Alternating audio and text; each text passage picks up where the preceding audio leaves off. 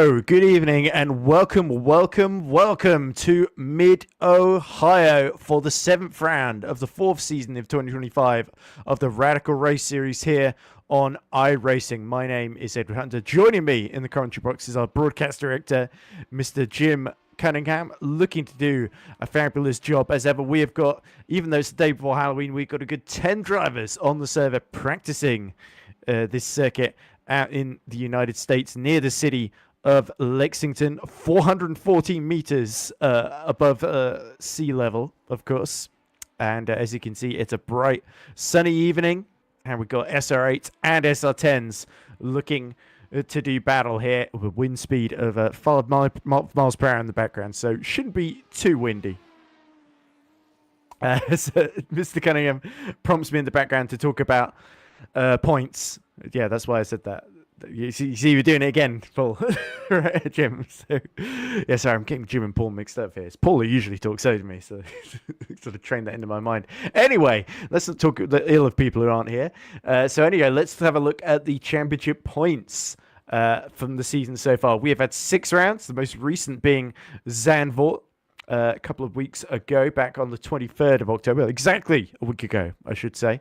And as you can see, it's the man, the Brazilian who shows up every round, Bruno Vitorino, who leads by 9 points. I don't think Bruno's had a few podiums, and I think he won the reverse grid race at Imola, but otherwise he's not had that many wins so far this season. You can see Simon Edwards second in the points, equal with Finland's Sauli Ratinen, and that's despite Simon Edwards showing some incredible pace over the course of the season. Jamie Bird missed the last round, or the round before last, where I was last commentating at the Algarve in Portimao, but he is 26 points behind and leader, of course, of those in the SR8s, crucially, with all the 3 drivers ahead of him in SR10s. Another SR10, Luke Crowley, is in 5th, another 6 points behind him. Colin Wynn, second of the SR8s, is in 6th, equal on points with Belgium's Stefan Mellis. Phil Glover is 8th in his SR10. Mike Bousson is 9th in the SR8, followed by the similar SR8 of Graham Matthew, who's also going to be in action tonight. Kim Andre Bjorklund won at Portimao. He is in 11th in the championship, looking to gain ground. Paul LeMay also on 203 points, looking to break similarly into the top 10. Rounding out our field, we've got Heinz Braun, Robert Woodward, George Gonzaga, David Rolliston, Paul G. Crabb, Federico Casasa, Lucas Nielsen, and Ewan Stitchbury rounding out your top 20. So we've got about half of them showing up tonight, unfortunately. It is the day before Halloween, so we're sort of grateful for what we get. In fact, Stefan Mellis has joined the service, and we have got 11 drivers, woohoo, looking to do action then with just about a little over 4 minutes left in qualifying to go. And surprisingly, somewhat unsurprisingly, it is George Gonzaga and Simon Edwards, your top 2, with Paul LeMay very, very close to Edwards in 3rd as well. In fact, I think his best lap is only 4 thousandths behind Simon Edwards, and then you've got Gonzaga a 10th clear of them then, as Mid-Ohio definitely starting to heat up. But let's bring in then, hopefully now will be a good time to bring in Mr. Jim Cunningham, who is definitely ready to start talking then, so we can have a smooth conversation now. So Jim, welcome to Mid-Ohio. Round 7 of the championship, of course, we got 11 drivers on the grid. We've got 5 SR8s and then about 6 SR10s then. And this is with the ballast that's been put onto the SR8s. It's looking like the SR10 is going to be the car to have. But Paul LeMay has put in a very, very impressive lap time. And he's just done another one to go a 10th quicker than Simon Evans, only a 1,000th off a pole position. There you go. Yeah, I think these cars are going to be. Oh, by the way, it's good to be here. There's 2 things I want to cover. It's good to be here with you. I always enjoy commentating with you. And secondly, you talked about Paul Glover, who's always talking in your ear, and you said we don't want to talk about ill of the people that aren't here. Well, if it's Paul Glover, I think we can talk ill about him no matter what. So we'll cover that. But besides that, yeah, no, From everything that Paul, I had Paul message me with some facts about the balance of these cars this week, so that we have a little more information each week what they're doing to keep the cars as equal as possible. And I think for a single quick lap, it's probably going to be the SR10 that's the fastest, but as you can see, Paul got very close with the SR8. But I think when it comes to race trim, it could go either way. Now, to get the cars equal this week, apparently they added about 80 kilograms to the SR8 to balance it out. Because of its quick. Yeah, 80 kilograms. I know, right? So the car. No, not that. I'm looking at Paul LeMay's lap. He's just done in the SR8 that has that 80 kilograms. Holy cow! He's just gone. Wow, a tenth and 2,000ths quicker than George Gonzaga there. So yes, well, that's incredible lap time there. That is. I wonder if George is. Oh yeah, George is still out there. So maybe he's going to try to. Yeah, that's incredible. Simon Edwards is on a purple sector, as you can see down there at the bottom of the screen right now. He's got a personal. He's got a track best right now, a session best in the first sector, and so he's going to be.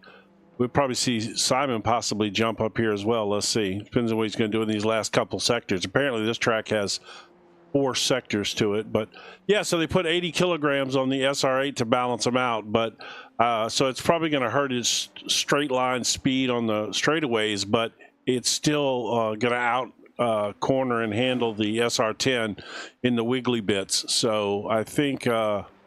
Overall, it's going to be quite an interesting battle. It's going to be fun, I believe. Yeah, the wiggly bits, very technical term. I think most people just call them. Now there is a section on the track called the S's, which is 6, 7, and 8, isn't it? Yeah, that's part of the wiggly bits. There we go. There's that start-finish line coming out of the carousel. Last couple of drivers completing the laps now, and you can see nobody able to match that lap from Paul LeMay. So we do have an SR8. Despite that 80 kilograms, that looks like it may well start on pole position. This looks like, is that Heinz Braun coming through the finish line? Yes. Yeah, there we go. So Braun, unfortunately, P8, last of the SR10s then. So he has got some work to do. Maybe the reverse grid feature race might be his best chance of getting a decent result. There is the number 56 That's coming Stefan through. Mellis, but why his paint Mellis at the very back of the grid. He was the last one to show up as well. So it could be that his paint scheme hasn't quite got into the zone that's yet. weird because he's usually running that blue, I think it's like a blue and orange color. As qualifying just ended there. All right, so we'll get right on into the gridding here. Indeed, we will. So, round 7, head to the sprint race at Mid-Ohio. This is how they line up. It is Paul LeMay. Fantastic lap to get the Two Brothers Racing SRA onto pole position from championship organizer George Gonzaga. Then it is Simon Edwards fighting for that championship lead with Bruno Vitorino right behind him on the second row. Sauli Raitanen, who is equal with Edwards, he starts 5th. Jamie Bird, second of the SR8s in 6th. Then it is Kim-Andre Bjorklund in 7th with Heinz Braun alongside him in 8th. Colin Wynn lines up 9th in a third of their SR8s ahead of Graham Matthew in 10th, and Stefan Mellis arrived right at the death. He is on the grid, at least, in that bonsai car in the sort of blue livery, which I think has loaded in. You can just see Mellis at the very, very back of the grid, as well as all the camera settings. Well, So I'm gonna make a quick change here to them. I was thinking that might have been part of the problem as the car loaded in, but so it was not the problem. So, but I was making a change, thinking that it was possibly my camera setting that was causing it. As we are away here, green flag, and we are racing at Mid-Ohio. Yeah. Look at Paul LeMay then defending the inside from Gonzaga into the first corner. Stefan Mellis already making a move on Graham Matthew at the back of the field. But look at LeMay then in the SR8. Knows he needs to pull clear, as look at Edwards in that purple, blue and red car trying to go around the outside of Gonzaga. Not able to do so. Reitinen has not had a great start. Neither has Andre Bjorklund. Reitinen behind Jamie Bird and Andre Bjorklund behind Heinz Braun. Although Sauli Reitinen has got his car alongside Jamie Jamie Bird as they go down the back straight then. And look at this, Paul LeMay under attack for the lead of the race from Gonzaga's. Oh, Jamie Bird crashing! Huge accident as the front bumper absolutely goes flying there. And Jamie Bird is at the back of the field with a hugely wounded car, and Reitman and Braun have been caught up in it as well. Wow, that was a big incident right there. My goodness.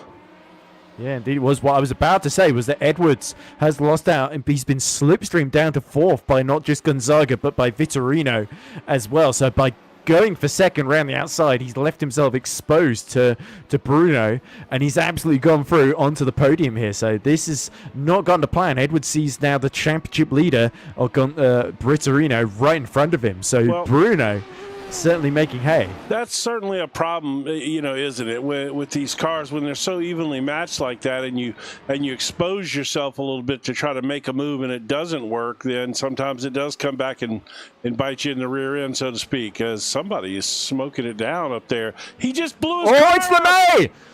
No, Paul LeMay. He was doing such a great job. It. Oh my goodness. Yeah. So he's just shifted it too early after setting the fastest lap of the race, 122.4, and destroyed the engine. So Gonzaga takes the lead as Vitorino now defends from Simon Edwards then as they're about to go into the S's here, through 5, now into 6 and 7. And all of a sudden Gonzaga's been given an absolute gift there. So our star SR8 is out of the running, and Colin Wynn now is leading our SR8s in 4th as he keeps Kim Andre Bjorklund at bay. As you can see Paul LeMay officially out of the race. Meeple flag next to his name. I think it's going to be more than that. It's with the engine in a complete state of disrepair there. Oh my gosh, man. I think that do they have a fast repair? I think they might. So if they That's not going to do him much good if he's stuck out on track, though. He's coasting into the pit lane, maybe. Yeah, well, he'll have to tow it, yeah. So, oh my gosh. Jamie Bird, despite being absolutely totaled in that car, now sees himself in 8th position and 4th at the SR8. So damage limitation, quite literally. You see Wynn and Bjorklund going side by side in the background into turn 3. Colin Wynn just holds on in the much heavier SR8. So you would think Bjorklund, the Norwegian driver, would be the favorite to make it through here. But fair play to Colin Wynn. He is absolutely defending as hard as he can. Bjorklund steaming around the outside. Nothing that the number 4 of Wynn moving Matter's car can do there. To be fair, I don't know that necessarily that the SR8 is heavier. It is just heavier than its normal weight by 80 kilograms. If I'm going to see if I still got this thing loaded, I may. If I do, I'll pop it up real quick. Okay, yeah, so the original weight of the SR8 was 650 kilograms, and the original weight was 725 for the 10s. So I think we would like to watch the race as well, though. Yes, I know. With all due respect, Jim. Yes, no, I was just pointing that out so that we could see that. We've got 6 laps to go. And as you're right, absolutely. Simon Edwards has set the fastest lap, though, 10th quicker than both Vitorino and Gonzaga ahead of him. And now Andre Bjorklund is released. So if Gonzaga is holding out the pack behind, we could be about to see 4 SR10s duking out for victory here, especially now Paul LeMay is out of the picture. I believe he did make it back to the pits. As we see Vitorino going up the inside on the exit of 3, making contact with Gonzaga. And that is risky for our points leader now, because Simon Edwards now gets a much better exit onto the back straight on the run into turn 4. He's going to go to the outside, but he doesn't break anywhere near late enough to really put the screws onto Vitorino here. So Vitorino defending well, anticipating what Simon Edwards was going to do next, and able to hold him at bay, as Gonzaga now has got to hope that he's got a little bit of pace in hand. He has responded by setting the fastest lap of his own, 1:17.3, but the lap times are going to go down and down. The more fuel escapes from these cars, the lighter they get as this race goes on. Then it is a short one too. Only need to put 11 laps of fuel in before the start. And now look at Simon Edwards regrouping, looking for where his next angle of attack is going to be. But he's not just got to pass Vitorino, he's got to find a way past Gonzaga as well if he wants to win this one.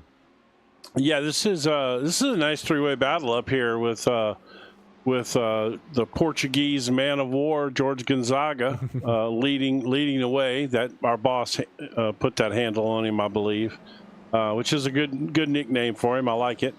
Yeah, Simon It's is a very apt description, isn't it? It is actually, yeah. That's what I thought when originally heard it for the first time, and I really loved it. Bruno, man, I tell you what, he is. I don't know a lot about Bruno. I've seen George and Simon and Bjorklund race a lot, and not to be left out, Kim Andre Bjorklund is extremely fast driver. He runs in another series that I cover, and he's fast. He just dominated the other night and won. But I think he might be newer to these SR8s or something, or these SR cars. SR10s. Yeah, the Radicals. So I don't know, but yeah, this front pack is flying up here, and Simon's got, what has he got left here? Oh, I better change that time thing. Did you see very Thunder Valley how Yeah. close Edwards got to the barrier there? That was insane because as they now exit the carousel then for the fifth time to start lap 6. We are halfway through the race then, and the lap times coming in then. Gonzaga and Edwards in the 17 zeros, Vitorino in the 17 ones, and Andre Bjorklund just a couple of tenths in arrears in the 17 threes then. So he is matching them, but not quite closing in the gap, 2.5 seconds. So if it all kicks off between the top three, Bjorklund might have a small chance of getting involved here, but if they keep it clean, which they might well do so, especially having seen Paul LeMay disappear in front of them, I think really this is going to be about whether Gonzaga can keep Vitorino at bay and whether Simon Edwards... Oh, banzai! Simon Edwards is off track as he goes way too deep on the brakes, hits the gravel, and is he going to even come out in third position as he screws gravel all over the circuit then, and he's gone away with that one, not lost the position to Andre Bjorklund then, who he had such great fights with in Portimao a couple of rounds ago. But yeah, that was a huge mistake from Simon Edwards then, trying to sort of scare Vitorino into turn 4, and he just completely locked up and missed his braking point. Yeah, that will actually, we're going to go back and get a look at that once everything seems to be settled out here. I was waiting to see if Bjorklund was going to get a run on him, but let's go back and see that one more time. Well, there's my famous slow motion replays that I bring you. Oh, it almost looks like he got suckered into a move right at a corner, which is really only one line. Let's one more time, and we're going to do this with the we're going to do it from the chopper view. See what that looks like. There you go. You can see the closing speed here, and Vitorino was very lucky not to get wiped out there. So Edwards actually did a good job of not turning that into a sort of destruction derby there. Well, that is a prime display of the kind of driver that Simon is. He would absolutely wreck himself before he would wreck an opponent, and there's a lot to be said for that, 100% agree on that, having Bjorklund spoken to him in the past. Oh, there, Colin Wynn back into P4 then. So Bjorklund, rather than gaining a place, he was the first to hit the gravel that got put on the circuit by Edwards. So maybe he has hit some trouble and lost that position. Yeah, let's see what happened here. Yeah, so he was getting sucked in. Oh, he's gone off track by himself. Just gone wide at turn 2. And Colin Wynn says, thank you very much. Ran the outside. He goes back into P4 there. So Colin Wynn is having a very, very good first race of the day, isn't he? Yeah, they have just absolutely split the gaps out here. We had them all. Now they're all a second or so back. Well, I think Bjorklund's probably going to possibly run Wynn back down. We'll see. But we have There's another battle. Here, though. Look at this. There is the battle for the lead, yes, with Vitorino continuing to put pressure on Gonzaga. He's got him all to himself then, but remember, Edwards has got that pace. He's lapping in the 1:16.9. Very, very fired up to catch back up. Is.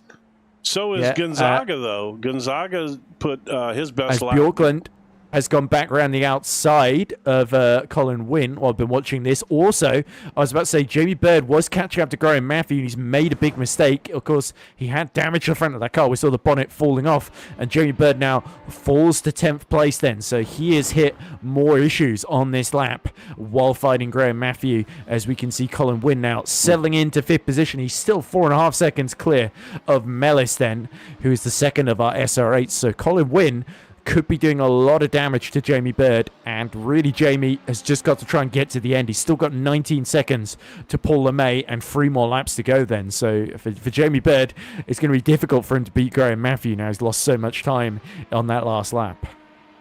Yes, indeed. And Vitorino is staying right at a half a second here. I almost feel like I don't. Sorry, that was a misclick. This sentence hopefully is going somewhere. Well, I'm lost. I'm struggling here. I just don't know. Are you looking for a narrative, or just an overtake? Yeah, I'm not sure. I don't. I just don't know. I'm not as familiar with Colin Wynn. Like, I don't know if I feel like he's going to be able to run Bjorklund back down again. Or if this is... I'm not so sure unless Bjorklund makes another mistake then. So both Bjorklund and Edwards having big off-track moments that are affecting their sprint race here. I think both of them will feel they might have had a chance there. Heinz Braun, I think, is making up places up the order. He's passed Graham Matthew, poor P7. Yes, good effort from him. He's really the big advantage of Jamie Bird hitting trouble on that previous lap then. So his SR10, the least damaged between him and Sauli Reitinen, who's 11 seconds down the road behind Graham Matthew. Up front, though, it is still 3/10 the gap between Gonzaga and Vitorino then. And I think they had a great fight in the Algarve a couple of rounds ago, didn't they? 4P4 essentially. That's right. So we are seeing a sort of rerun of that. As you can see, insert name here, the team of George Gonzaga. I love that very team creative. Name. Yeah, I love it. It feels a bit Hispania racing team, doesn't this it? Is actually a reverse of the top four, basically, from Portimao. It is, yeah. Yeah, these two are battling for first and second now, and then Edwards and Bjorklund are now battling for third and fourth, and it was just he drove it in there. I love this camera angle.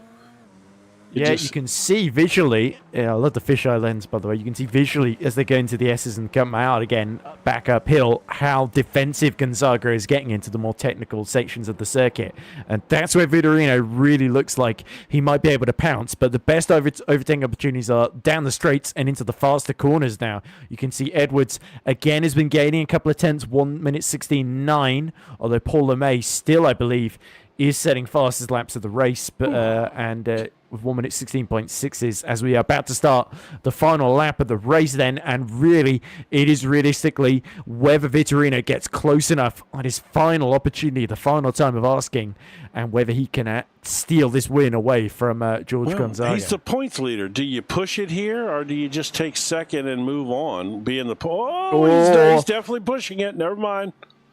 Yeah, well, I think Gonzaga went really, really wide into turn 2 there and left a small opportunity. Still got a good exit, though, despite going a bit deep. So I think Vitorino is going to start to run out of opportunities. You can see Edwards kicking himself for that mistake earlier on, knowing he'd be right in the mix here.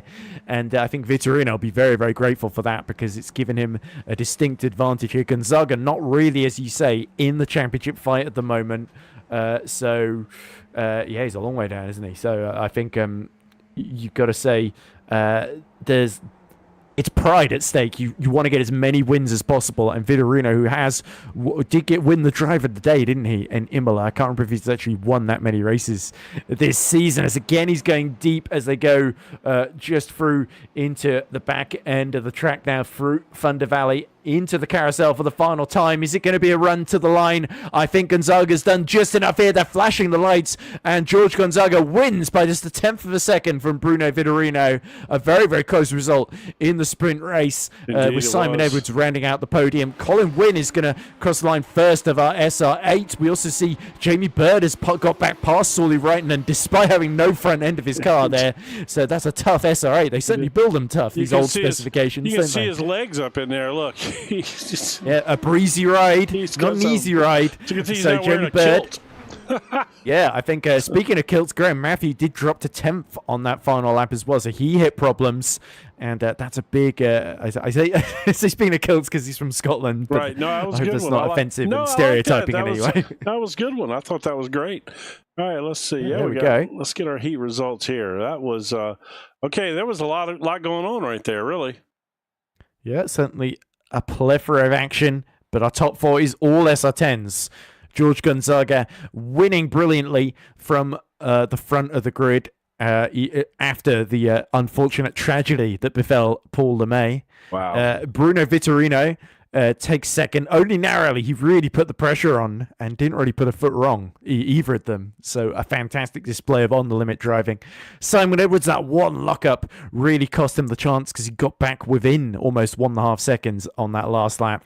Andre Bjorklund, the pace wasn't quite there to challenge for the podium, but he still takes a P4 to beat Colin Wynn by 0.3 of a second, and Wynn had an absolutely fantastic race, best of the SR8s, 5 seconds clear of Stefan Mellis, who had a clean run to P6. Heinz Braun, despite being one of the three involved in that first lap calamity, was able to recover at least to P7, with Jamie Bird getting up to P8 on the final lap. Sauli Reitinen struggled pretty much the whole way through, but did get to P9 in the end, with Graham Matthew unfortunately dropping to 10th position. And then Paul LeMay, he did finish the race, but that could have been so much more after fantastic qualifying. LeMay will be banking everything that he doesn't shift up too early in the reverse grid feature coming up shortly. Well, I honestly hope that Paul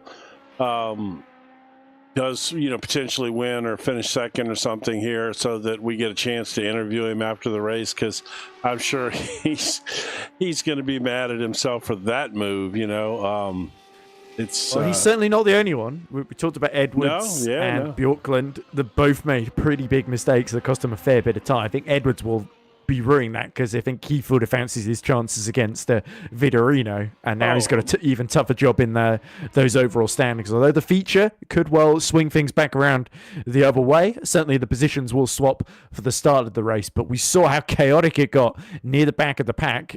There's a potential we could see a repeat of that, and it could well be that getting to the end of that first race was the best decision that Paul LeMay made there. Yeah, I mean, what a tough. Well, that was a short warm up. What a tough break though for him. Man, that's horrible. Was it only the top 10 that get reversed, not the top 11? Oh, that's right. It is the top 10. Because it was a lower attendance. I'd forgotten that. So there we go. So LeMay will start at P11. It will be Graham Matthew that starts on pole position, with Sauli Reitinen alongside him. Jamie Bird in third. That's got a rhyme to it. Heinz Braun in fourth. Stefan Mellis fifth. Colin Wynn sixth. Kim-Andre Bjorklund seventh. Simon Edwards eighth. Bruno Vitorino ninth. Our race one winner, George Gonzaga, will start 10th. And Paul LeMay again, right next to Gonzaga at the start of the race, but not where he would want to be. So the two brothers racing car, a lot of ground to make up, and we get going immediately, and Graham Matthews completely bogs down off the line and drops to third behind Jamie Bird and Sauli Reitinen, who launches into the lead at the first corner. And this is a big opportunity now for Bird, if he can keep with Sauli Reitinen and let Heinz Braun and Matthew battle it out behind. But Braun is going up the inside into turn 2. Matthew does not have the confidence. And Bird nearly hits the back of Reitinen and has to go very wide, loses positions to Braun and Andre Bjorklund, crucially, who is into third position at the start of this one. Simon Edwards now picks off Matthew down the straight. You can just see him going up the inside in the background as Gonzaga passes Paul LeMay and Stefan Mellis in one fell swoop for P7 then. So the order then, look at this, as under attack is Gonzaga then. Is that LeMay trying to go around the outside and losing it through the S's there, as Stefan Mellis sneaks his way back through, but they're still alongside on exit here, and LeMay muscles his way back into P8 there. He is driving like a man on a mission right now. Look at him. Yeah, him and Gonzaga just chewing through the back markers there. But let's recap the order then as we get to the end of the first lap. Sauli Reitinen leads Heinz Braun by a second. Then it is Andre Bjorklund right behind him, with Jamie Bird nipping at his heels in fourth. Then Simon Edwards is fifth. Graham Matthews down to sixth. Gonzaga is 7th, Paul LeMay is 8th, Stefan Mellis 9th, Vitorino is 10th, and Colin Wynn rounds out the field down in 11th. Much trickier start for Colin Wynn than in the first race, but a long way to go. Him, Vitorino, and Mellis all losing ground at the start from where they started. Yeah, that's, it's so tough when you got these super fast guys in the back like that. I mean, they waste no time, because they know that they can make up more spots in the first turn or two than, it'll take laps to make that up as you, as the race goes on. And as George gets by Graham Matthew. Oh, no, that Matthew, was that Matthew? Looked like Matthew's in the McLaren looking car. Okay, yeah, he is. You're right. Okay, sorry. Well, we got that I need light to get blue. a better livery names. Mellis has got the that same kind of color on his car, and I Yeah. just got him confused for a second. But yeah, Matthews. Yeah, is it looks distinctly 2023 McLaren when they had a bit more baby blue in the livery. But they're just black and orange with the MasterCard logo on it now, as we see. right here we on should talk him. too much about real life sponsors in this, especially as there's a Velo. I'm pretty sure is like British American Tobacco's like vape brand. I'm pretty sure, so probably shouldn't give them too much free advertising there. As we see Bjorklund sets the fastest lap of the race as he's right behind Heinz Braun, then continuing to fight for P2, and we can see that battle just going on in the foreground there as you see Jamie Bird starting to defend from Simon Edwards into turn 2. So Bird and Edwards never far apart, are they? And that Look at this. mistake is, oh, there we go, Paul LeMay up the inside And of Graham Vitorino. Matthew, desperate.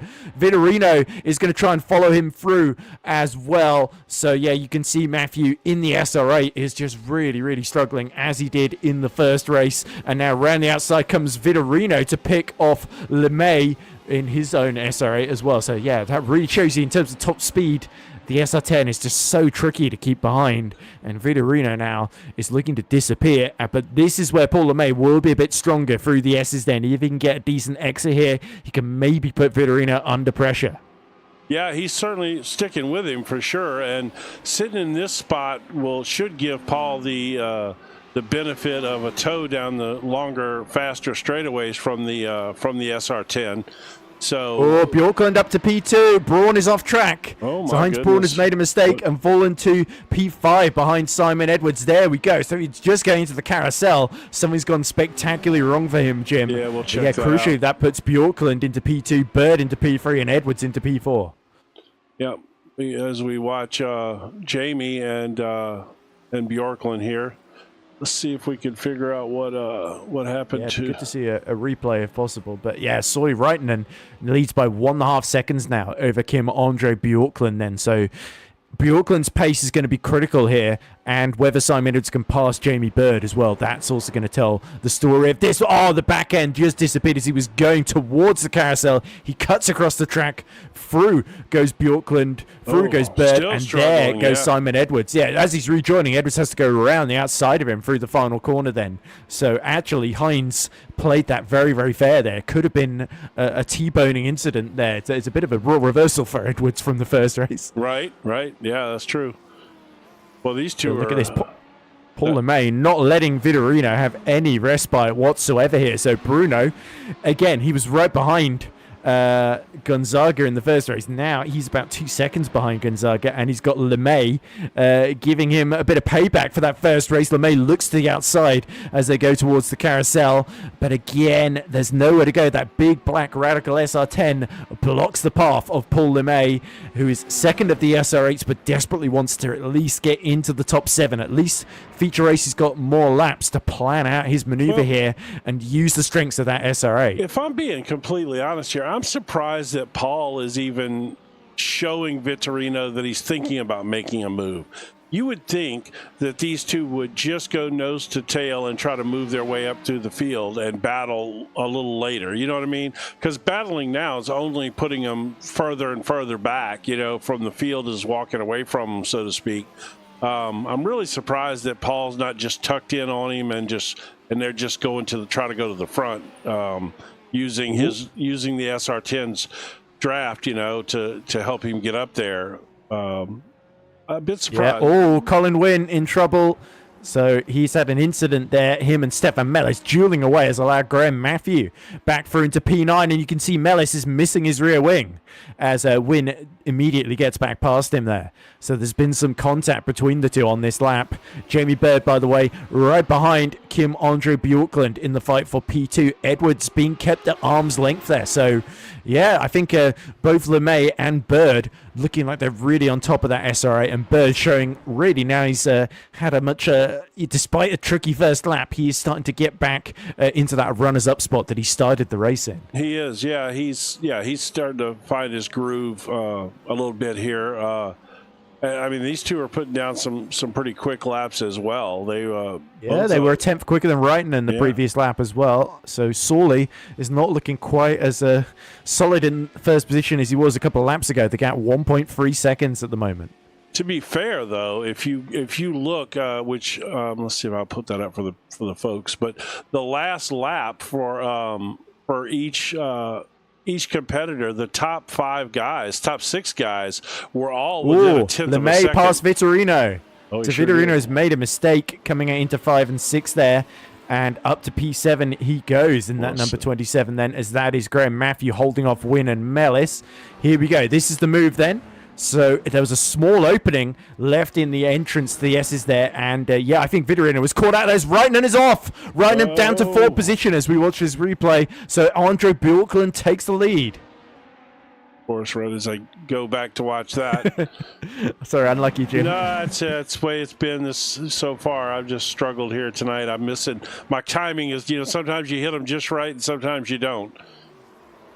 So yeah, the top 6 all right together. Oh, the rear's locked into the carousel. It's such a tricky corner, and he comes out behind Simon Edwards in P4 then. So Heinz Braun will say, I know that feeling sorely, and he's trying to get a move into the first corner, but he's not quite close enough. And now they've got Gonzaga, winner of the Heat 1, breathing down their neck, as Heinz Braun has gotten past Reitman, who is fighting away on the exit of turn 4 there. He has been able to keep Gonzaga at bay, but through goes Heinz Braun back into P4 here. Paul LeMay, by the way, has set the fastest lap, 116.7 there. So could we be watching a 7-way fight for victory here? This has been an incredible feature race so far. Right. Yeah, no, absolutely. It's incredible. And if you discount Reitman's lap there where he just had that little incident, but they were all lapping within the previous lap, they were all within a tenth of a second of each other, lap time-wise. Reitman again goes quite deep into the carousel. Well, his tires are probably pretty angry now. You slide them like that and lock them up like that, they get hot really fast. As we've got a nice battle shaping up here as well. Yeah, Jamie Bird really putting the pressure on Bjorklund then, and there's a bit of Edwards catching up to put pressure on the both of them as Jamie looks for the slightly wider line, gets on the power a bit earlier, but this is where the straight line speed of the SR10 will come in handy. Jamie Bird needs to use as much slipstream as possible if he wants to steal the lead here.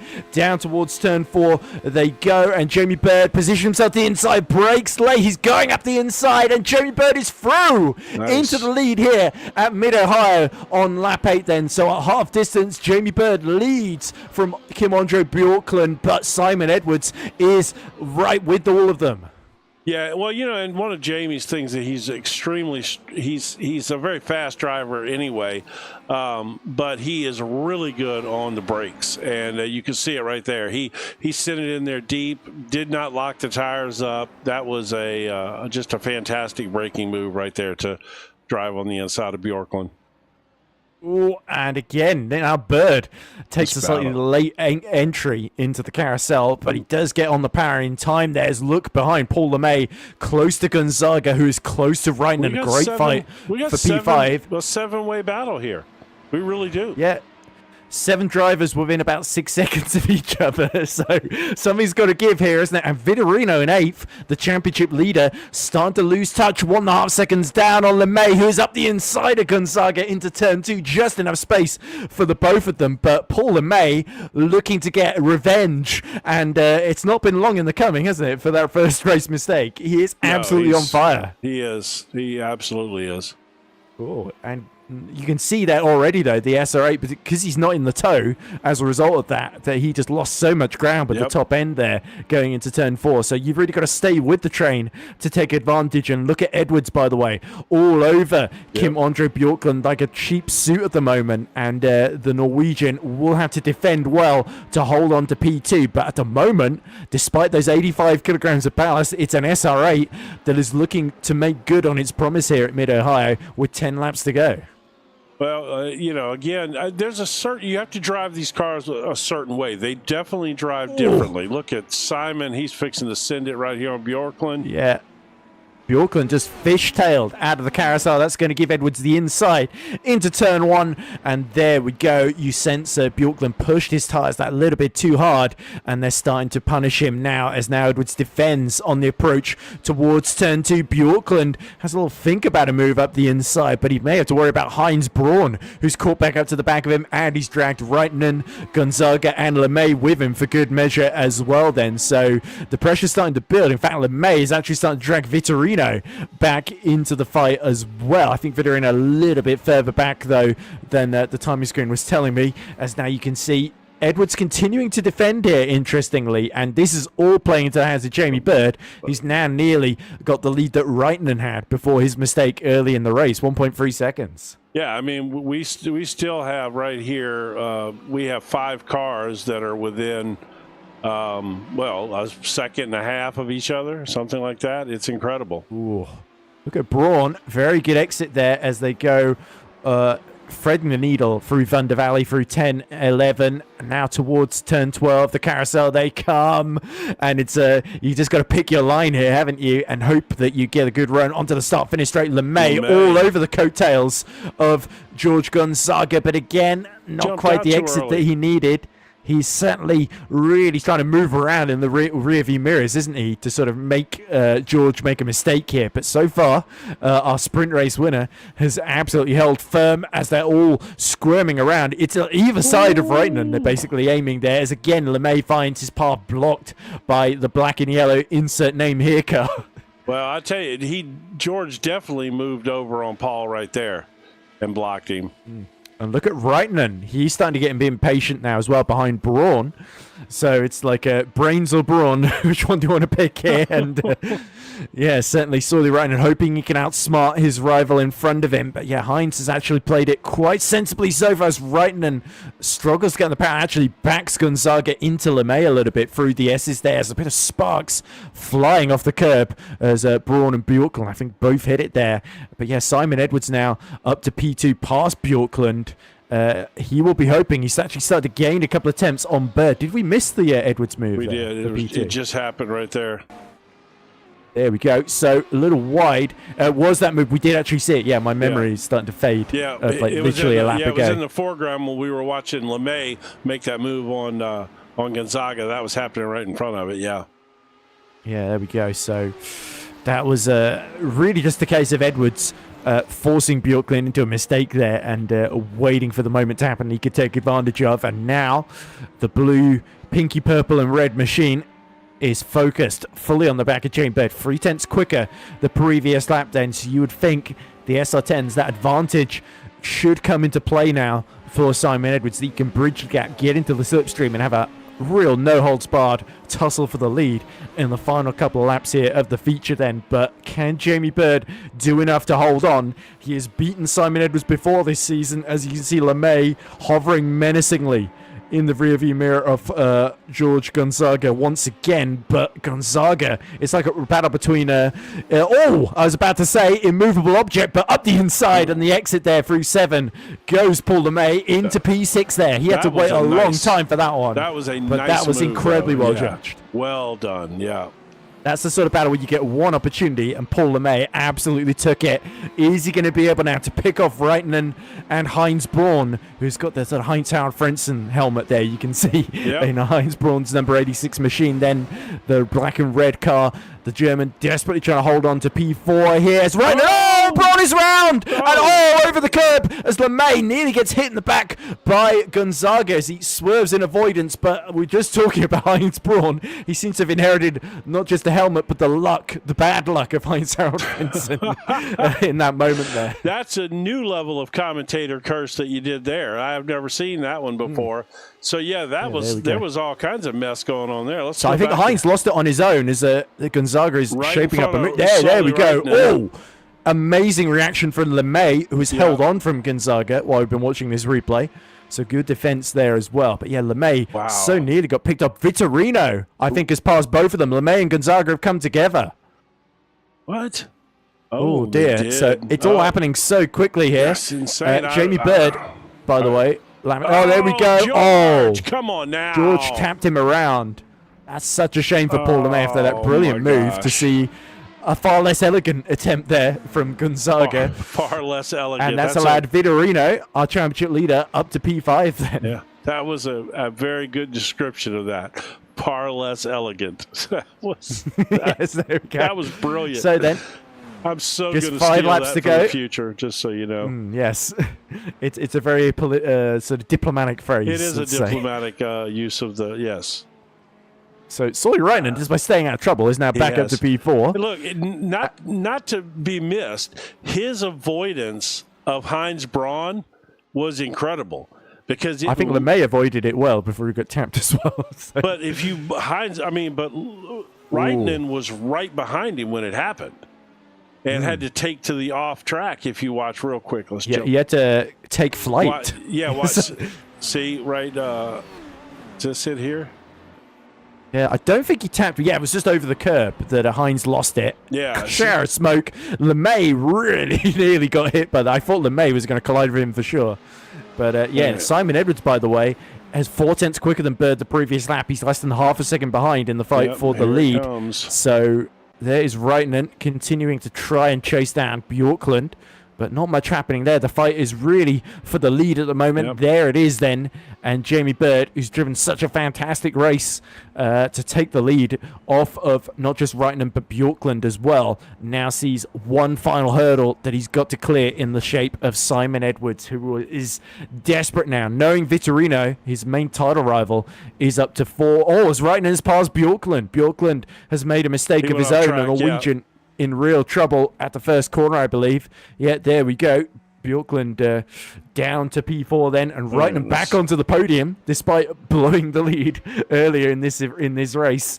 And now Vitorino is right behind Bjorklund as well. But Edwards is very, very close to the back of Jamie Bird here. And Jamie Bird then has got to really make hay in this part of the track where the SR8, the maneuverability, the predictability of its handling is going to come into its own, whereas the sheer grunt and acceleration of the SR10 is going to be a real threat to him down the straight then. So as long as Jamie Bird nails the exit coming out of turn 2, he should have enough in hand. But Simon Edwards is looking mighty at the moment. He is, but he's still got, we got 4 laps left to go here. Simon is closing on him at such a rate, man. You know, getting by him's one thing, but I just think that, Simon just seems to be significantly faster. But again, that's been the case. You get in this dirty air though, and it changes the way that SR10 is going to handle when he gets, in that dirty air back there. Vitorino up to P4, past Bjorklund. I think he's made the move coming through the carousel then.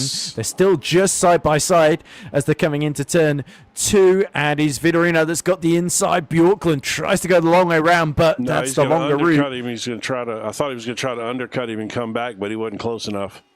Yeah, meanwhile, Paul LeMay has recovered up to P6 ahead of Heinz Braun then. Right after the collision with Gonzaga. Way so behind. There you can see that battle going on in the distance. LeMay desperately tries to defend the inside, but again, he's not got the grunt. Vitorino, I think, has held on from Bjorklund into turn 4. Just I bet you can see him going side by side. Vitorino's got the inside for turn 6, but that'll be the outside for 7 then, and brilliant defense from Bjorklund, but Bjorklund is tagged around, and Vitorino could be in a bit of trouble for that one. Yeah, we'll have to go back and take a look at that in a second. There's just so much action in this race today. These guys are everywhere fighting. Yeah, and the fight for the lead still within about 2/10 of each other. Edwards is right behind Jamie Bird then as LeMay is still dueling away with Braun then. We've got 2 more laps to go after this one, and Jamie Bird is under immense pressure from one of the fastest, perhaps the fastest driver in this championship, Simon Edwards here, who is used to winning. He does not like leaving this event without taking a single win, especially after the disappointment having to settle for 3rd in the sprint race. That will not do at all. He needs to take full advantage here, especially with Vitorino recovering up to P4, and he's going around the outside. Jamie Bird this time is going to be powerless unless he's super late on the brakes. They're still side by side into 4. Jamie Bird marginally ahead. Can he complete the move around the outside? Oh, the rear starting to get away from him at this late phase of the race, but he does, by the skin of his teeth, hold on to the lead from Simon Edwards. But how much longer can he keep this up, Jim? That's a good question. This is Simon right now trying to force Jamie into a mistake. He's going to press him really, really hard and make him get off the line that he's comfortable running, and see if he can put Jamie in a situation. See, like right there, Jamie got offline, and he ran wide through the carousel, but the problem was, because the next corner's the left-hander, the final corner, you can't exactly dive up the inside because you'd just be on the outside and not get the run you need through the last corner there. So Edwards sort of had to back out, but he knows he's got the car that can potentially grunt its way through on the back straight here. Into turn 2 they go, and Edwards is looking for the cutback here, and you can tell Jamie Bird has seen this one coming from a mile away, and Edwards now knows this will be the best chance. Gonzaga and LeMay continuing to fight over P6, but here comes Edwards. There's a small gap up the inside, and Jamie Bird can do nothing to stop. He breaks much earlier this time and tucks in behind Edwards. Edwards is into the lead at mid-high with just one more lap to go. And can Jamie Bird do anything? Is it going to be a late dive into 6th? That was going to be risky there. And I think Jamie Bird knew that his best chance now is to use the slipstream and hope that he can catch Simon out here. Yeah, this is it's not over yet. I think Jamie's gonna try. He's gonna take another shot or two at him for sure. Real quick, I'm going to jump back here. This is heating up back here. And this LeMay versus Gonzaga and Braun for P5 then.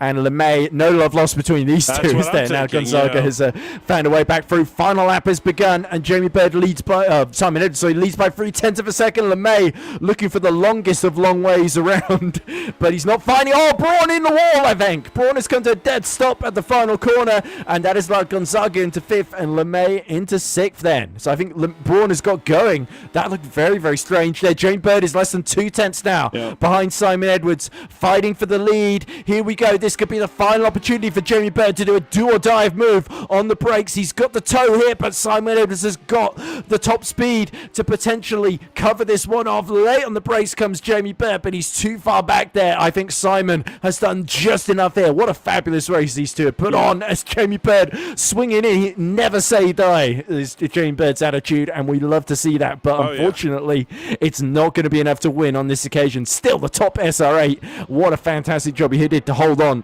for as long as he did, but Edwards knew that there would be an opportunity there, and he absolutely maximized it. Yeah, I don't think he's going to be able to get a run out of here or anything unless he really sends it.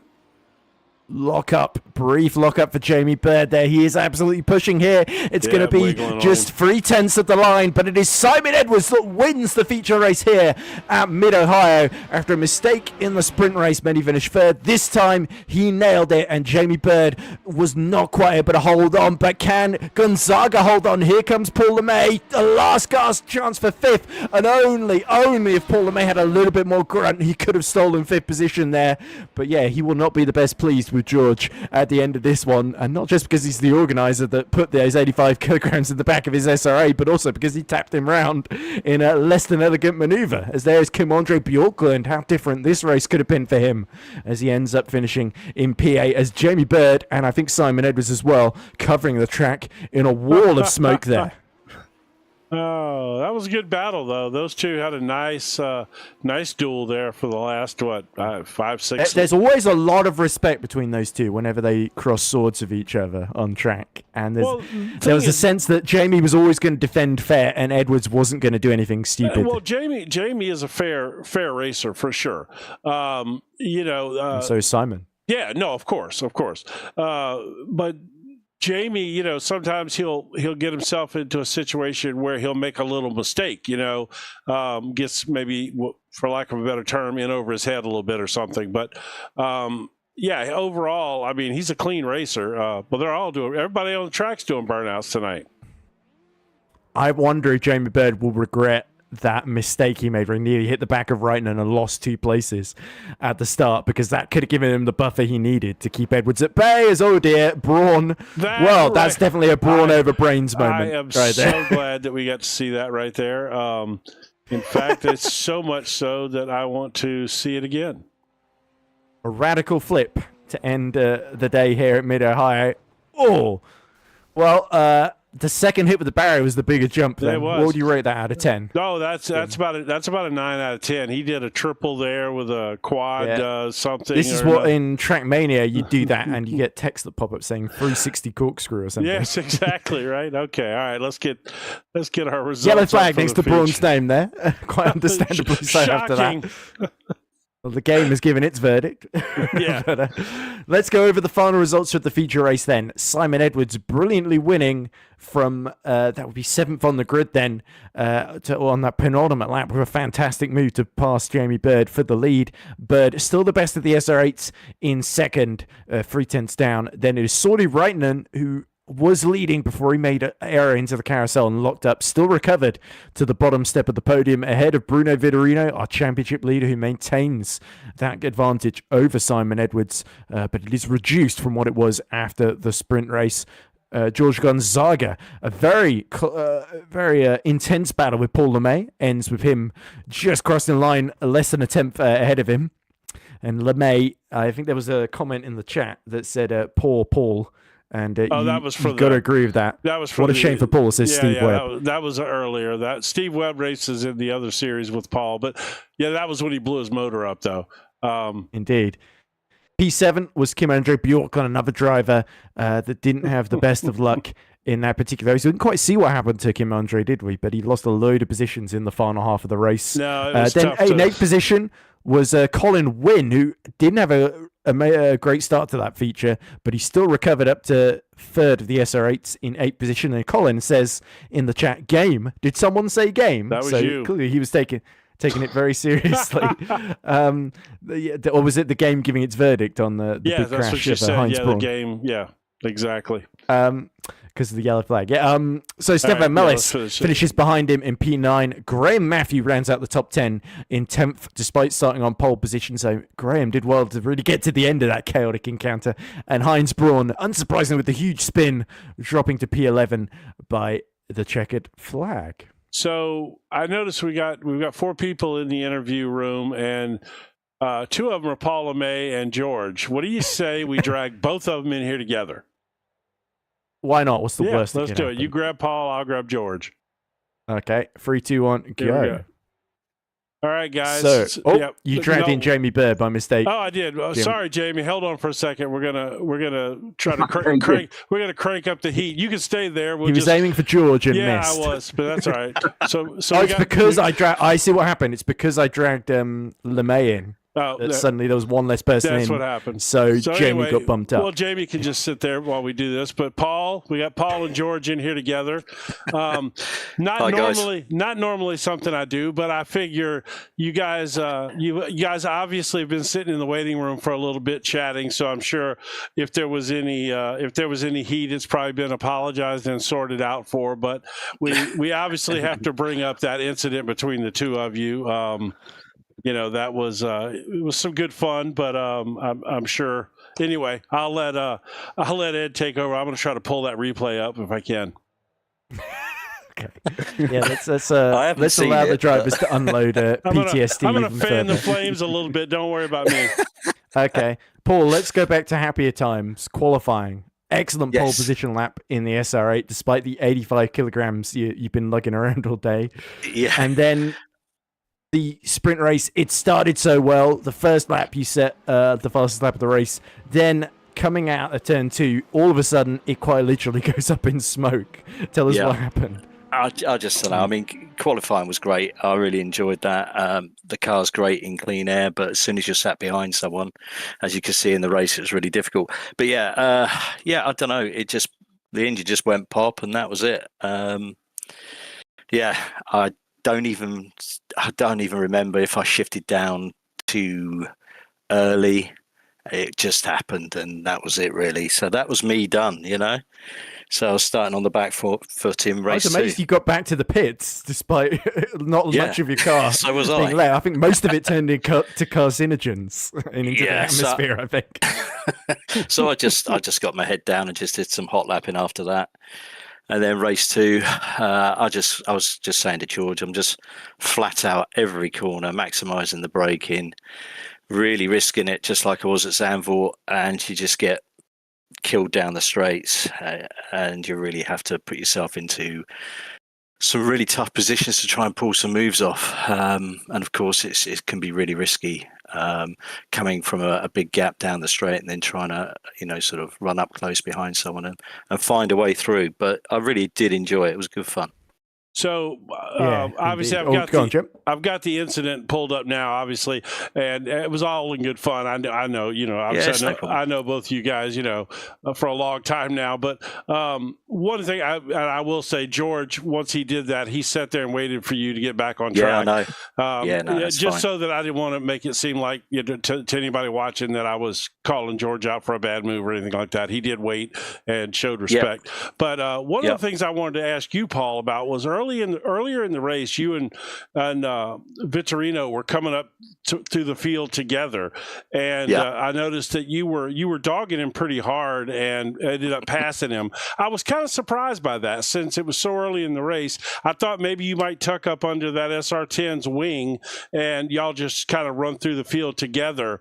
You know what I mean? I questioned that because as soon as y'all started fighting, obviously, it obviously slowed both of you down a little bit, but with your lack of straight line speed in the SR8, tucking up under one of the SR10s like that, I thought might have been the move. I mean, behind Bruno, he didn't do anything wrong. It was just simply the fact that I knew the second half of the lap, the SR8s, got the power, and if I could really get past him in that section and then carry it all the way to the first straight after turn one and get a reasonable gap in that short space, that short half a lap, I was pretty certain that I could keep that gap. It might catch up a bit down the straight, but I was pretty certain that I'd be a couple of tenths ahead of him. Right. So then I go back into the tight twisty bit and I was able to pull the gap a bit more. So that was my thought behind it. I was just trying to get ahead in the right place of the track where I knew the car was quicker and I was quicker, and then pull it. And you did, and it worked. But I was just curious because that's what I was thinking at the time when you were there. And George, you had a good run this evening overall. I mean, you had some issues, but you got back into the top 5 there, and I, to be honest, and he won the sprint. Don't forget that, Jim. Yeah, no, of course, that's right. Go ahead. You can. You're supposed to be doing these interviews, not me. I'm supposed to be showing replays. You go ahead. You were being friendly and getting involved in the conversation. I didn't want to tell you to. I don't want to muscle you out, Jim. That's all right. You can. I'm used to it, Jim. I don't want to speak too much. I'm not really good at all this commentating and interview stuff. Okay, thanks. We know how you really feel, Jim. You don't have to be modest with us. Anyway, back to George Gonzaga. Obviously, we saw what happened to Paul. Lent on the gear stick in the wrong direction and blew up right in front of you, opened the door for you, and you had to defend from Bruno Vitorino in the sprint.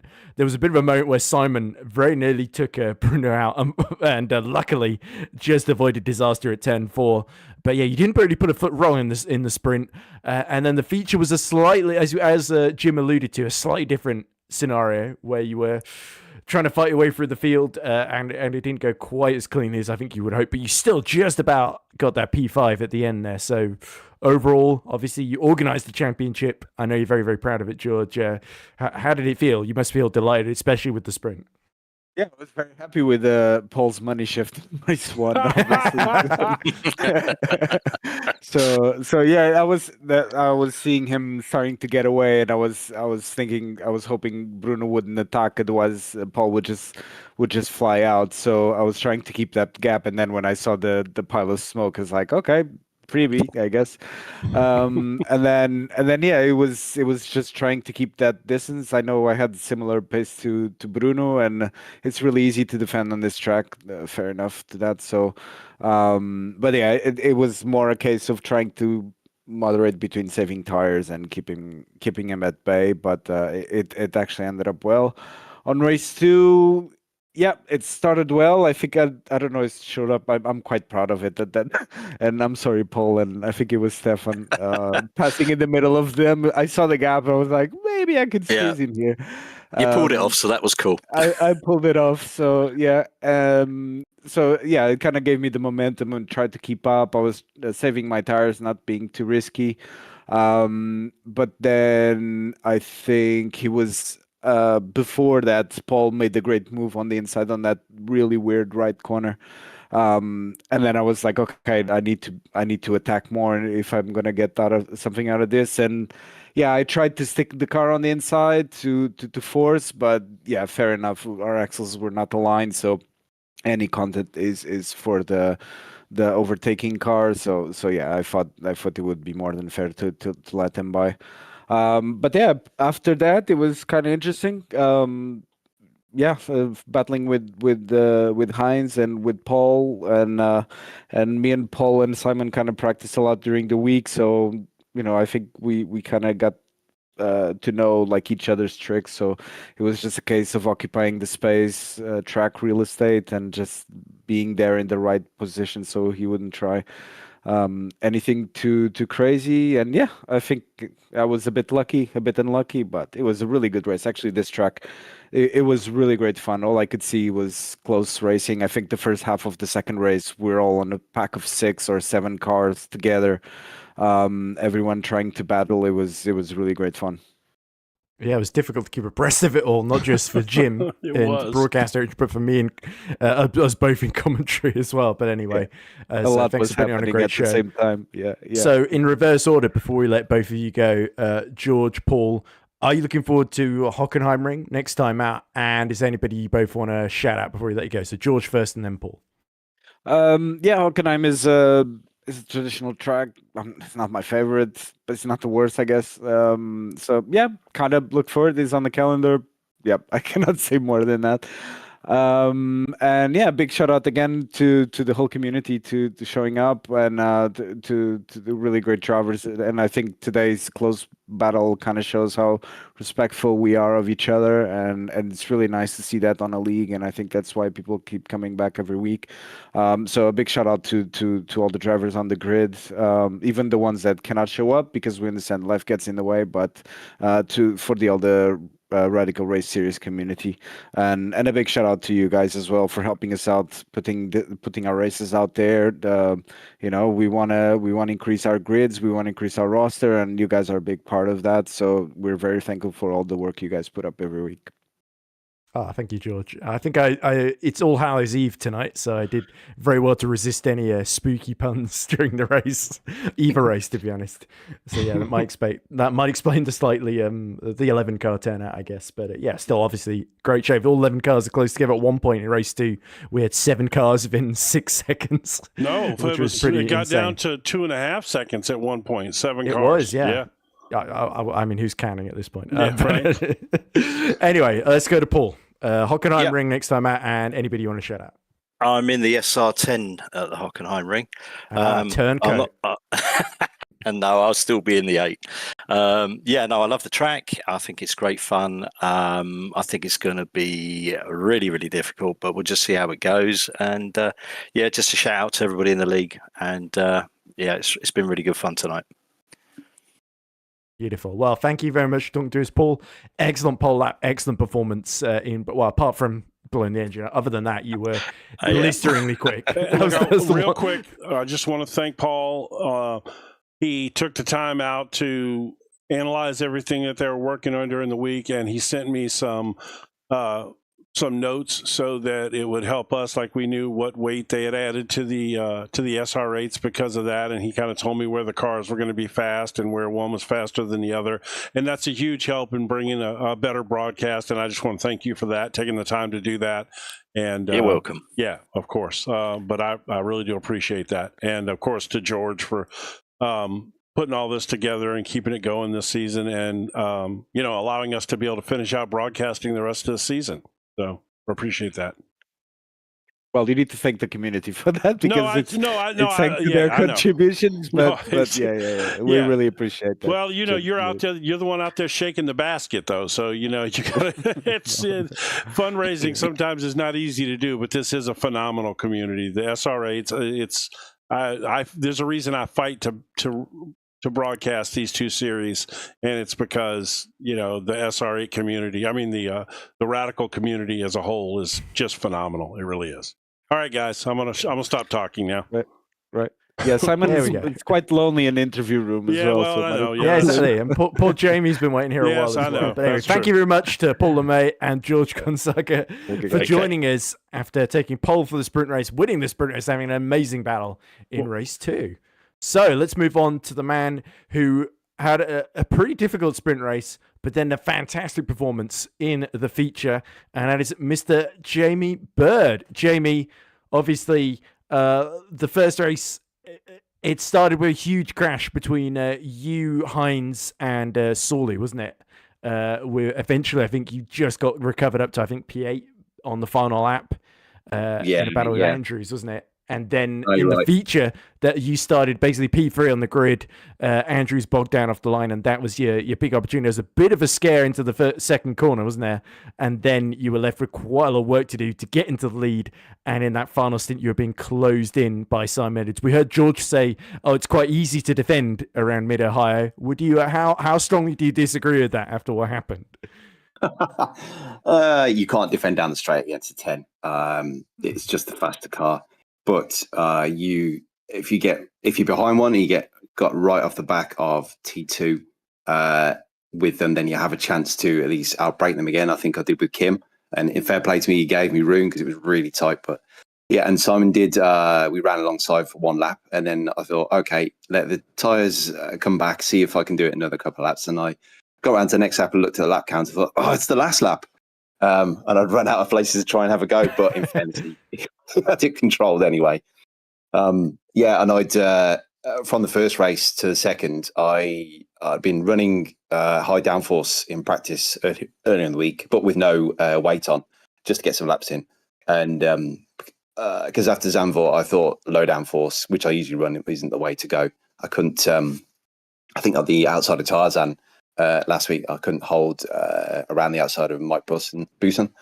I thought, okay, downforce is the way to go. And then before the start of the feature tonight, I thought, let's just go back to what I know. Took it back all off, did one lap in warm up, and thought, oh, let's go for it. And then, yes, you're right. I only threw it away by breaking myself into T2 on lap 1. But it was good. It was good fun all the way. Could have been the end of your race, to be fair, if you'd taken out Reitman. So luckily, both of you ended up finishing on the podium, and you treated us to another classic Jamie Bird versus Simon Edwards battle. We've got a number of those this season, haven't we? And it always feels like you're the underdog in the SR8, punching well above your weight, it must be said. And I think that second race was another big example of that. Obviously, frustrating not to quite hold on with the wishing there was another lap you could have had a chance to fight back on. But overall, you've got to feel positive about today with that recovery in the second race and going into Hockenheim. Do you think that's going to be a circuit that suits the SR8 that a little bit better? Well, I am a confirmed middle-aged grumpy old man, so Hockenheim for me only means the old track through the forest. So I haven't even got the track. So yeah, it's going to be quite similar, I think, to Mid-Ohio and Zandvoort. There's a couple of straights that the 10 will gobble the 8 up on. So, yeah, it might be a low downforce special and slide my way over the curbs again. Yeah, absolutely. But anyway, I'm not sure if Jim has any questions. But I was Jim, trying to. I've already talked a lot, so I was trying to be quiet. That's true. No, not really. Jamie did a good job in the second race. That you and Simon, a couple laps there side by side, good stuff. I mean, that's what we come here to see, and that was fantastic. So, props to you. Simon's fast. So you're giving him heck. So yeah, that's all I can say about that. I mean, he's Simon Edwards. So you're right, Jim. He doesn't make a mistake. He does very, very rarely, and you've got to be there to capitalize. And if you're not, which most of us aren't, then he'll stay in the lead as well. But no, he's always fair racing against him as well, which is good. Everybody is on circuit. That's the great thing about the league. I know George is just waxed lyrical about how good the community is, but we all try and race fair and clean, and that's why this league's still going. Wait till you see. Anybody George, want to shout out before we let you go, George Jamie? punt Paul in this last race in the replay. No, I'm kidding. Just kidding. Just playing. Give me shout outs, Jamie. Sorry, I couldn't help myself. Yeah, thank you, Ed. I'm gonna go with you guys tonight. You always do a great job, and whenever I watch it back, I've got family and friends that watch it as well and say it's way better than most stuff you see on TV, club racing upwards. So yeah, props to you guys. Yeah. To be fair, the last one I did, I narrowly missed the start because I didn't realize I was doing it at Portimao. Although I don't think you did that race at all, so I did slightly better attendance than you, Jamie. But yeah, I think you nonetheless, styled it out, Ed. You styled it out. Yeah, fair enough. Yeah, there we go. Thank you. But anyway, well done on the P2 in the podium in that second race, and yeah, best of luck for Hockenheim. Yeah, thanks, Ed. Thanks, Jim. Cheers. All right, buddy. All right, let's not keep him waiting any longer. Let's bring in our third place finisher in the sprint and our winner in the feature, Mr. Simon Edwards. So, our feature race winner joins us now. Thank you for waiting so patiently, Simon, for me and Jim to give the longest sentences it's my fault. in the English language history, recorded history anyway. But yeah, that was a very eventful day for you, Simon. In the sprint race, you get promoted up to third when Paul LeMay has his engine self-destruction incident. And then you nearly take out Bruno with a scary moment into P4. You just about avoid disaster very well. And then in the feature, it's a fight through the field from P7 and then ending in a classic duel. We've gotten so used to seeing a couple of races this season, you and Jamie going wheel to wheel. And on this occasion, it was you that won out with a great move on the penultimate lap. Yeah, I was surprised how slow I was because the track temperature changed and the condition just changed a little bit from the practice, and I was surprised how slow I was in qualifying, and then made an error of judgment trying because George had made a mistake in the first corner, and I tried to go out there on the outside of him, but I got in all the crud on the outside of the corner and lost a place, and then I couldn't really get enough pace to get back to them, really. And like you say, I was lucky that Paul LeMay down changed probably into first from sixth or something. I don't know, but he blew his engine up. He says he doesn't remember it. It's so traumatic for him. He's blocked it from his memory. Yeah, I mean, I've done that in the 8 as well when I've because sometimes my hand does a double change. So I've seen Jernej Simičić in the Formula Sim Racing World Championship because he had his push-to-pass map right next to his downshift and he accidentally pressed the wrong one. And there you go. By the time he realised it was too late. So it happens to even the very, very best. Yeah, but in the feature, I knew I didn't quite have the last couple of tenths, but the car was still good to drive. So I just thought and I kept making places by doing nothing. It did feel like Reitman and Andre Bjorklund were all just falling off the road in front of you. Yeah, that's it. And then it was really Jamie that was the only one that really put up a consistent fight. Yeah, it was his pressure that was causing some of that, wasn't it? I think Sully fell off on his own, didn't he? At the carousel. Yeah, and then the others were more sort of pressure because Jamie could get next to Kim, I think, couldn't he, a couple of times. So I was just saving my tires. I was going, you use your tires up doing that. You use your tires up doing that. I need the tires in the last 3 laps, and that's exactly what happened. I just had more tires than Jamie, and he just started to. I think once you start losing time, you start panicking and you start pushing more, and if you burn your tires, you just make it worse. So I think Jamie just got himself into that mindset, and I managed to half sneak past him first, and then he used his superior cornering, and he was braver than me to get back past. But then I managed to make a decisive one in the end. So happy with that, really. So let's briefly touch on the championship standings. You went into today 9 points down on Bruno Vitorino, wasn't it? And equal with Sawley, wasn't it? So obviously Bruno beat you by place to second in the sprint. And then, of course, you were first. He was fourth in the feature. So we think the gap is much closer than it was going in with just how many rounds left to go this season? So like 5, yeah. Yeah. 5, yeah. So we're getting into the final couple of weeks. We've got Hockenheim, Monza, Watkins Glen, Circuit de la Sarthe, and then Road Atlanta to go this season then. So do you think it's going to be a good fight between the two of you? It always feels like you have that little Simon Edwards edge whenever you're in these championship battles, it must be said. I think it's just experience, really. I'm not nervous in those, not extra nervous, if you know what I mean. I'm not thinking about championships or anything like that. I'm just thinking about the moment. Well, ignore my question then. Right. Well, everybody else is thinking about the 10 or 12 championships you've got. Every time you pop up behind them, they're thinking about them. That's for sure. Yeah, I think it's probably a capacity thing in my head, to be honest with you.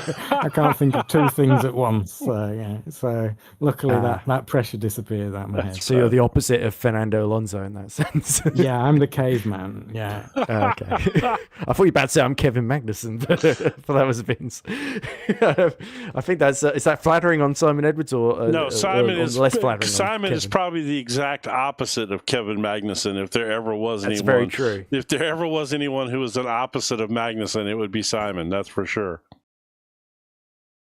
Anyway, but nonetheless, I think I've sort of ran out of questions then. That was a really super. Did we talk about the sprint and you nearly hitting the back of Bruno? Yes. What was going through your head at that moment? That was really strange because I was, like I said, I was just cruising behind them, waiting for them to fight, really.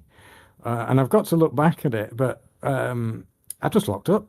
So I just made sure I avoided Bruno, like you said, and I knew I had loads of quite a bit of space to Kim, I think, was behind us at the time. So I Kim knew made a mistake of his own right behind you as well, which helped. Yeah, so I knew I could come back on track and not interfere with anybody. So I just went straight over to where I could join without damaging the car or spinning again across. So yeah, and then I was just swearing to myself and hoping that they would fight harder ahead of me so that I could catch them back up again. Yeah. Okay, it's a good thing we haven't recorded that foul language for posterity.